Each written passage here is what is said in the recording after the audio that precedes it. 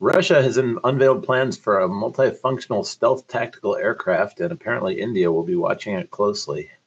The United Aircraft Corporation, PJSCUAC, that's Russian United Aircraft Corporation, has unveiled plans for a multifunctional two-seat stealth tactical aircraft. Russia's hacking this right now, I think. Designed to detect and destroy air, surface, and ground targets. The patent for this innovative aircraft was recently filed, and details indicate that it will share several features with the SU30MK family of aircraft.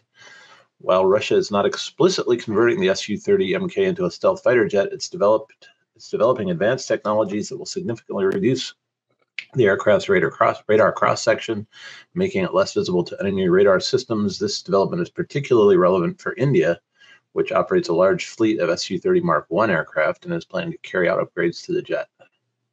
New technology employs smart data fusion. So it's active? Is that what that means? Let's see. I don't know, man. Yeah, that's pretty much it. Well, they're MKIs. So the MKI, Su-30 MKI, we can take that off. So, Gonky, we've talked about this. When the Su-30 MKI came out and they went to the first COPE, was it Thunder? India, wasn't it? COPE India? COPE India. Yeah. Not when they went to Red Flag, but when the COPE India. We went out there and we're like, holy crap.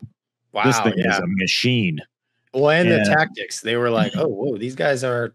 Right. They weren't the standard Soviet drive and die tactics. They were pretty full up. But that aircraft has always been the MK series. So MKM, MKI, MKV, I think. Yeah, the export MK has always been a badass machine. And I don't know how you get the radar cross section down to something manageable because it's a big airplane. Probably like the Super Hornet. Yeah, I was gonna just like Wag said. I mean, that's basically kind of what they did with the Hornet. The Super is much bigger, but it's pretty amazing how more stealthy it is. People don't think of the Rhino as a stealth airplane. It's not in a pure sense, but it is pretty stealthy.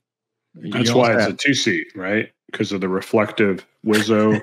That's what messes. Both of them are actually. That's got to be it. Well, you got to look too the big inlets. I mean, the Su-30's got these big honking inlets, which you have to modify. So, I mean, there's a lot of stuff you're going to have to modify to get that thing. It will just be kind of like the Rhino in the sense that it will be reduced. Stealthier. Yeah, reduced.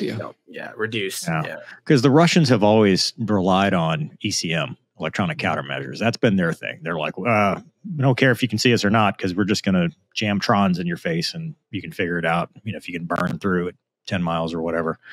But Wags, is that, I know we're Su-30, but are any of the Sus, I know you guys have had trouble with export laws and export control and stuff. Is there ever a way to get any of that in DCS, or is it kind of too difficult with current climates and stuff? Yeah. Until it's way out there in the public realm, we really can't touch it. Yeah. It's just tough. You know, we are looking at some red air options. It's not going to be the Su though. But we're, you know, a lot of our customers have been asking about that for years now, and we're listening, and, you know, hopefully we have something, you know, fun to announce one of these days. Yeah.